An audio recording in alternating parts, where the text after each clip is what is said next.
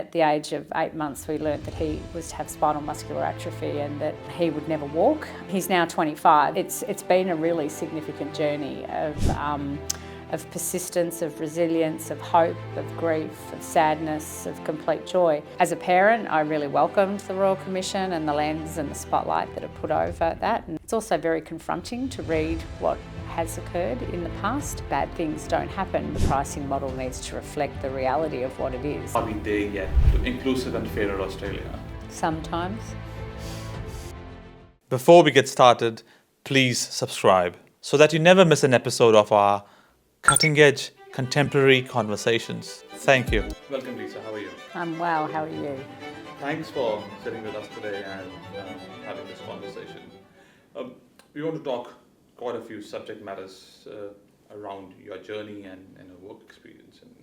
But if you don't mind sharing briefly your background and your journey in the disability sector. Sure. So professionally, I started my career as a registered nurse, and that was over 35 years ago. And most of my career as a nurse has been in hospitals and in senior leadership roles within hospitals. So my last nursing role was a director of nursing with St John of God Healthcare, and then there came an opportunity to take up the role as CEO for their disability service at St John of God Healthcare. So I stepped into that role, and that was my first step professionally into disability.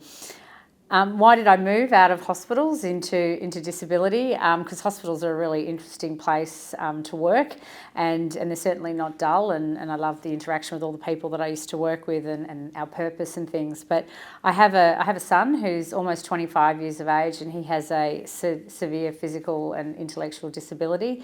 And I felt that my experience as a mum and the shoes that I'd walked in for so long were so significant that I really needed to leverage on that in a professional space, and so I took the leap out of acute care into disability in a CEO role. So I was there at St John of God Accord as their CEO for 3 years, and in that time I also took on responsibility for all community services across St John of God Healthcare, which included community mental health, social outreach, home nursing, and also international health services in East Timor, and until the opportunity at Scope came up just over 12 months ago. So I've been here at Scope, and I guess the move into Scope was about, well, if I'm serious about leaving a footprint in the sector, there's no better place to do it than at Scope as one of Australia's largest disability providers. So that's what brought me here. Thank you. I think thanks for sharing the story.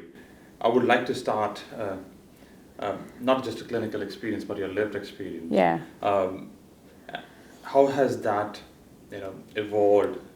The learnings, your personal learnings, not just within disability when you started working disability, but while you were working in the health system. Yeah, sure. Look, I think I can probably go back to my childhood, and my mum had a brother with Down syndrome who lived on a farm as part of what would have been called a sheltered workshop back then, and we used to visit him frequently on that farm, and so I was always around other people that had disability. It was sort of part of our family, and it wasn't something that I thought was different or anything. I just grew up with it. And then so I was probably in my early teens when that farm was closed down and he was moved into accommodation in the community with other people with disabilities, very similar to the model that we have today. And so I remember that really, really well, and we got to know the 3 or 4 other gentlemen that he lived with extremely well. They became part of our extended family, and they all used to visit our family home for dinner and things like that on a regular basis. So I guess, that's my first real footprint with disability. And then I went along and, you just traverse through life and you travel and you become a nurse and you do all of those things. And then I had my firstborn son, and at the age of 8 months we learnt that he was to have spinal muscular atrophy and that he would never walk, and he in fact never rolled over or never sat up. So he's now 25. So, there's been a lot of water under the bridge, so to speak, since that time. But I think, you know, it's been a really significant journey of persistence, of resilience, of hope, of grief, of sadness, of complete joy. And I guess when you reflect and look backwards, whilst I always say I would change the outcome of my son, who's so profoundly disabled, I wouldn't change him, because I think he's amazing, and I think the perspective that he's brought me and the lens that he's brought to my life and who I am today, I wouldn't be who I am if I hadn't have walked in those shoes. So I think you learn a lot about yourself when you care for somebody like I have for my son. So I think it's a combination of all of those things, and I guess on that journey, you have so many battles. You have health battles for your child, you have battles with bureaucracy, you have battles in trying to attract funding for your family member, you have battles to advocate for the rest of your family who need a break and a rest and all of those things. Everything feels hard all of the time, and you get pretty savvy at it, but it is exhausting. And I think being able to have true empathy for others that I support professionally is really important, and I can do that from a really authentic space because I still live and breathe that bureaucracy and those challenges. Wow. And just transitioning from your lived experience and what you have, you know, brought a lot more empathy and an understanding for the rest of the disability ecosystem, and the role with the COD and how has that was evolving, and what are the learnings you have seen in the last, what are the parallels you can draw between a health system and a disability system? Yeah, look, it's funny, but I feel that I draw on my nursing apprenticeship, I say, or my qualification every day, and more so in this role and in my CEO role at Accord than what I did when I was running a hospital full of nurses. It really goes hand in glove as people age and they go to hospital and we treat them in hospital, and many times people with a disability may even go to ICU and they'll come out of ICU and they live longer and they're treated medically longer. They have more complexity. And that's what we see in our service. I mean, my son he's 25 in May. His prognosis was not to live past 2. He had 58 admissions to hospital before he was 5. We've had 2 episodes on palliative care that he's graduated from. We've had multiple admissions to ICU, and the last long admission to hospital was for 5 months, where he acquired a tracheostomy and then, requires ventilation at night time through that. So all of those things, you don't come out the other side of those without more complexity. And I guess the space that we operate in the disability sector is about supporting the life, because the life should still be rich and it should be joyful, but these people need to be safe and they need to be well cared for, and those medical and complex needs need to be well supported in the community. I want to talk about, I think it's relevant to ask that, how has your individual purpose, from being a family member, then being a parent, then, nursing career, CEO at a disability organization, and how has your purpose evolved across different settings, the different roles you have played? Yeah. And what's your purpose? My purpose is to make a difference. I mean, I can't get out of bed if I don't really fundamentally believe in that. And every day you have to feel that you've made some small dint in it. And look, there's some days you feel you take 10 steps backwards, but you've got to look back on big chunks of things. I think when I was in hospitals and in acute care, I really brought a deep compassion to the table, and I see things from at that point, the patient's point of view and the family's point of view, in that my leadership was very, what we'd say, person-centric. After when you sit alongside someone for 50 plus admissions to hospital, you see it from a different lens. You see how interactions are felt, and you know what's important and what's not. And I tried to bring that very much to my leadership professionally in hospitals. I think I certainly have an angle of what it feels like to navigate complexity in healthcare and how exhausting that can be, and what we need to do to make that easier and more supportive for people. So I feel that there was always a thread of that, even though I didn't deal with disability per se every day. Certainly when it came through the front door, I was well versed to support that because I understood what was needed, and I was more comfortable with it than what other people generally are. But certainly in the sector now, I feel like I've got this perspective of I know what it needs to feel like and what it needs to look like from a personal perspective, and then I have this overarching understanding of clinical complexity and medical complexity, and how we tie that into our support models is where we are now. In your role with Scope, could you talk about a bit more, expand on the role, and what are the key strategic initiatives you are working on, which have evolved through your own experience and which you're very passionate about? Yeah. So my role at Scope is Chief Operating Officer for Victoria, which means that all service delivery reports up to me. So that is all our SIL accommodation, which is over 300 sites, and it's a very large portfolio. Our social connections programs, which traditionally were day and lifestyle programs or day programs. Our therapy services, and then also at Scope here we have a wonderful arm to our business that we're very proud of. That's our Communication Inclusion Resource Centre, and they work up a whole lot of.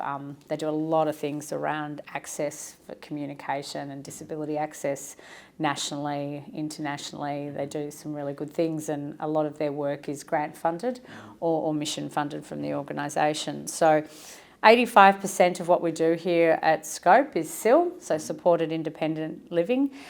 We have a real mixture in our service offering here.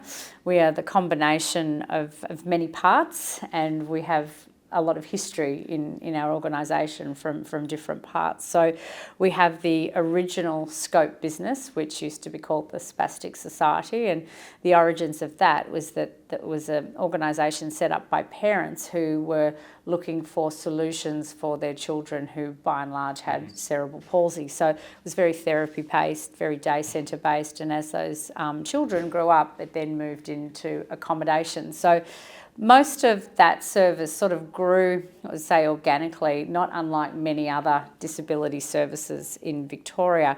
And they were led by passionate parents who were committed to finding solutions for their children because there were no other solutions for them. So we have that part of our business that has sort of, aged and changed a bit. And many of those older parents are no longer here at 75 years old. So they would be very old.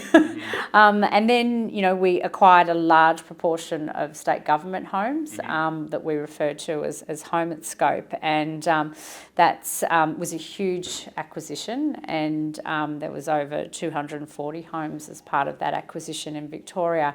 And many of the people that we support in those homes were some of the last in the state to be deinstitutionalised. So they came out of institutions into homes in the community, which means that they've lived in institutions for a long time in their life, and that has impacts on them. It also means that some of those people don't have families. They were given up and put into an institution. It also means that some of those people were considered to be accessing housing of last resort because of significant behaviours and things. So we've got a real mixture in that group that formulate the other part of what Scope does. So we have a mixture of clients, we have a mixture of housing stock. A lot of it is not purpose-built for the needs of the people that we have today, and there's various amounts of work being done around all of that, and also, our workforce has come from different parts as well. Oh, powerful. Thanks for sharing.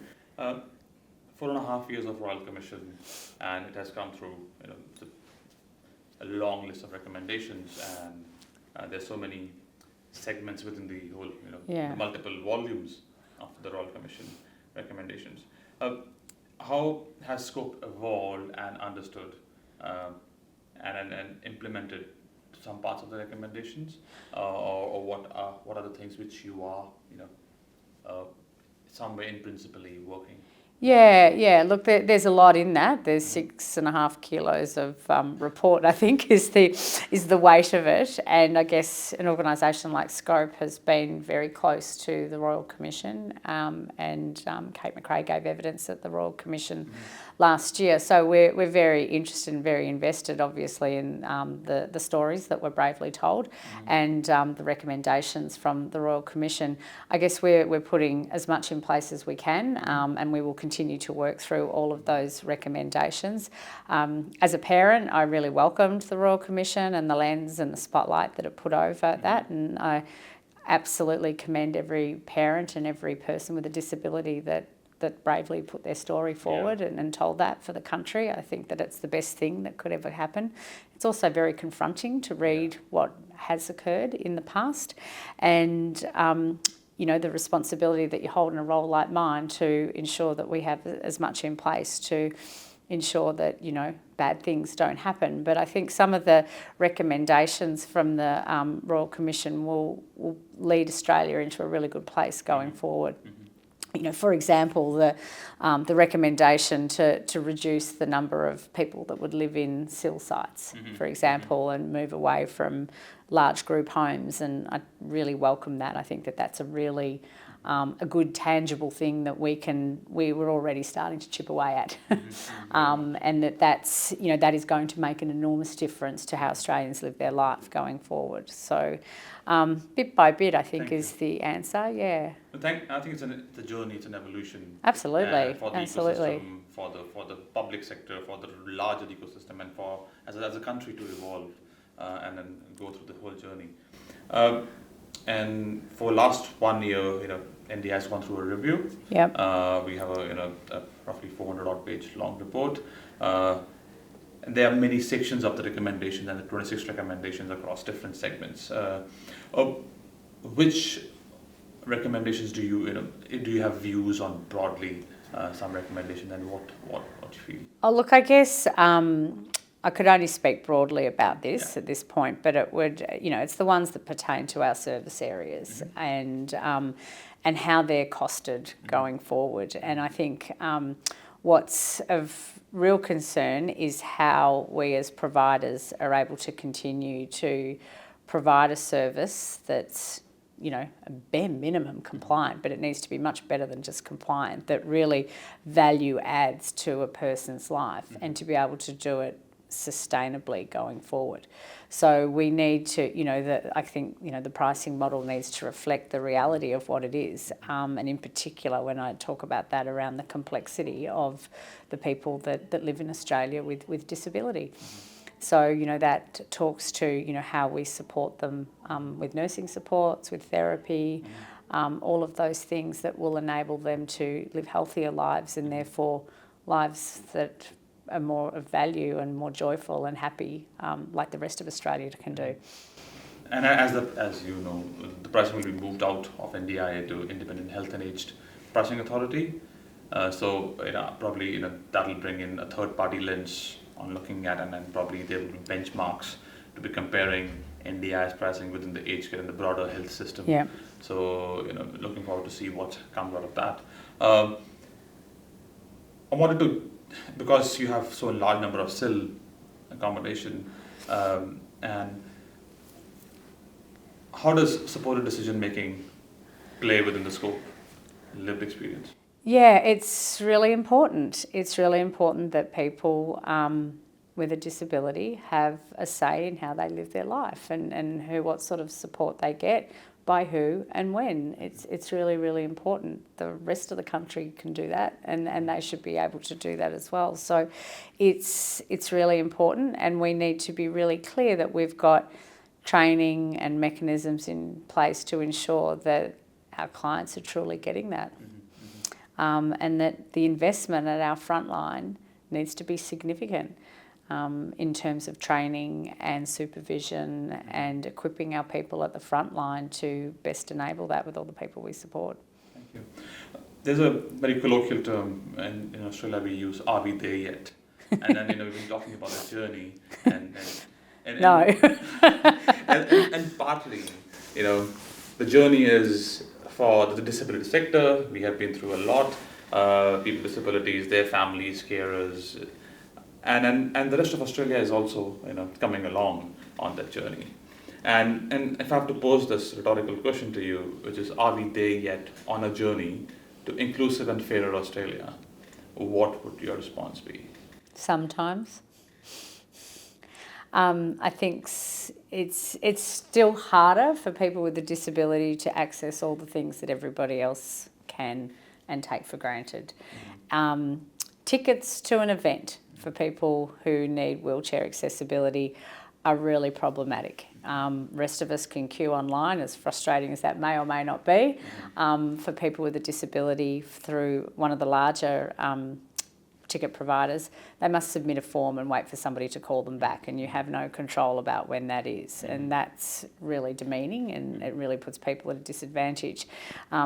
Access into buildings is still hard sometimes. Public transport is still hard. It's a lot better than what it was. We are on a journey, there's no doubt about that, but people who are wheelchair dependent still need to plan a journey depending on where accessibility can be obtained.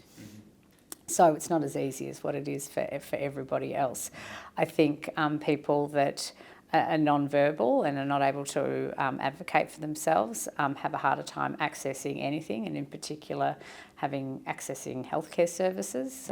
We do a lot of work in terms of working with government bodies and other organisations around accessibility and communication, and we've got some great projects through our CIRC, the division of our business, that is going a long way to improving communication access for people, but we've still got a long way to go. Thank you, Lisa. Thanks for sharing your views. It's fine, my pleasure.